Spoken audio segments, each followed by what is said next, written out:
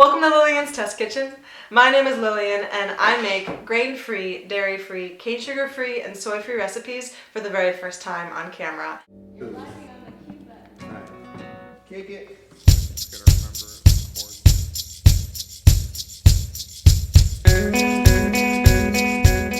I'm trying to make a recipe from as many local ingredients as I could that I got from two different websites, from eatliverun.com and wholefoodsmarket.com. Local in Season, which is a really cool blog that's Boston based, asked me to do an episode that focused on local food. And being that it's winter in the Northeast, I was kind of unsure if I could do it, so I kind of went scouring through supermarkets. And the first thing I found was some Cortland apples, local. And then I found a butternut squash, local. So clearly I have to make butternut squash soup with local apples and local butternut squash from Massachusetts. Oh, at 400 degrees Fahrenheit, which I'm gonna preheat that right now. This color is gorgeous.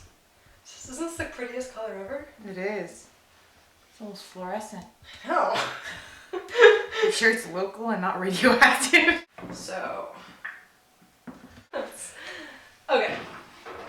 The recipe calls for 4 apples. I have 5 here. What do you think I should do? Throw another apple? Yeah, it'll be sweeter. Yeah. Oh, I also got some local honey. I was really excited about this. I thought maybe I could throw a dab of honey in there.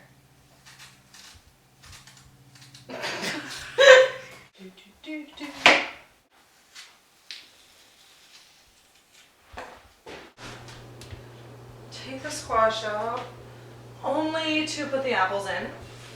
Ooh. Is that what the recipe says? Yeah, it just says throw them in with the squash. I'm actually following directions. No, I'm not gonna do this. I just have this picture of all the apple turning into total mush and then being all mixed in with this water. The squash is gonna go back in. Now let me figure out what to put the apples in. I'm gonna throw a little water in here just because that's what she was doing with the other one. I don't know, consistency, right? Consistency, that's important. So these are going in the middle rack. And in the meantime, I'm gonna start caramelizing those onions because that actually takes a while. Is it local? No, I don't know where it's from.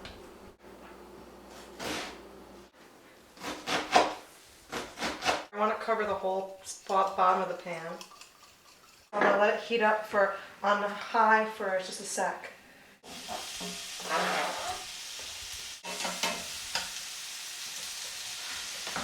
So what's the news with the onions? They're looking pretty good. I think this is the right temperature. And I think this is a good pace for them. These probably need to be in a little bit longer.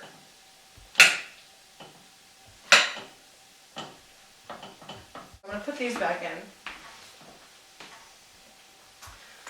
And let's see how the squash is doing. Squash is actually a little firm. So where the color is brightest, here and here, it's really soft, but in the middle right here, it's not. Back in for 20 minutes. The onions have been sauteing now for about 34 minutes, and they're looking good. I think the squash should be done. It wasn't that far off.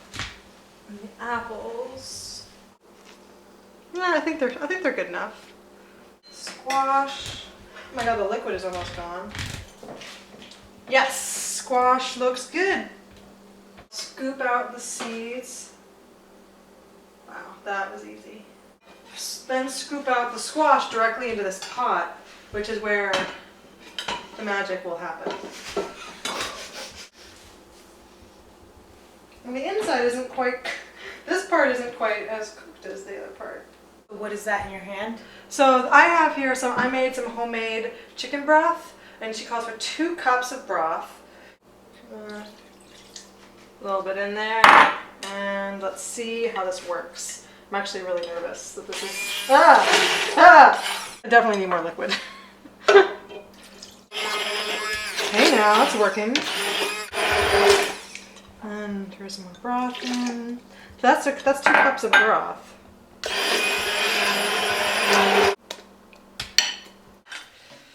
see how this goes.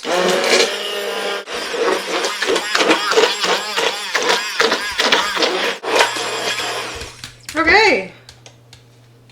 Wow, this is really easy. That's pretty great. Yeah, okay. So now we throw in the onions. Now let's blend these guys up. Ready? Mm-hmm. Wow, this is really fast. He just calls for salt and pepper. Doesn't say how much, but just says salt and pepper. So I'm just gonna throw in like a healthy pinch. And maybe a couple turns of this. Call for some thyme. All I have is this like mix of herbs that has thyme in it.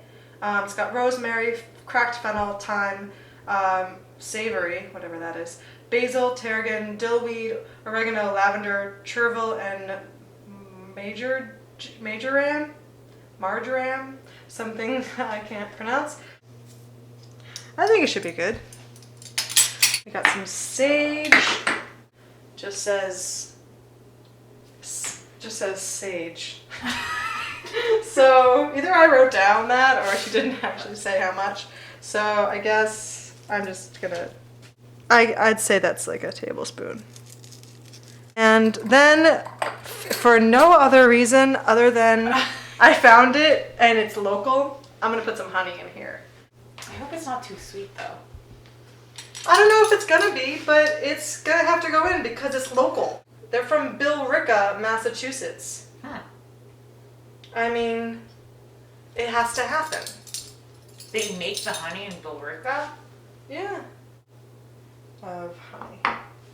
Now we blend, then we eat.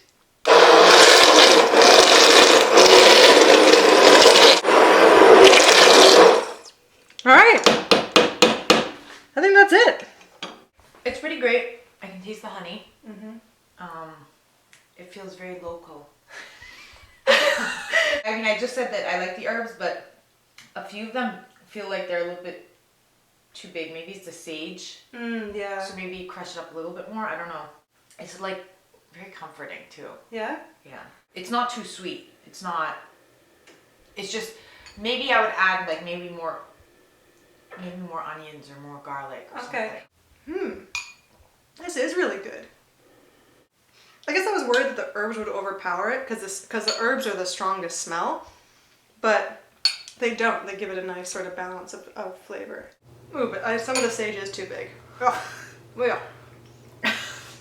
And if you didn't have that whole gluten problem, you could put some croutons in there or something. That whole gluten problem? Yeah, you're right. If I didn't have that whole gluten problem, this would be a whole different show. More sage. Oh my god, that really did not. I need to crumble that up more. Oh my god, the sage is everywhere. It's killing me. But other than that, it's great. Thank you so much, Local and Seasoned, for asking me to do this. This was really fun going through the supermarket and trying to find local food. It's both easier and harder than I thought it would be. Thank you to Russo's for having the groceries. And thank you so much to Eat, Live, Run and WholeFoodsMarket.com for the recipe that I then messed with. So this is really easy, super delicious, great for the winter. I think people should totally make it. So good luck. Kick it.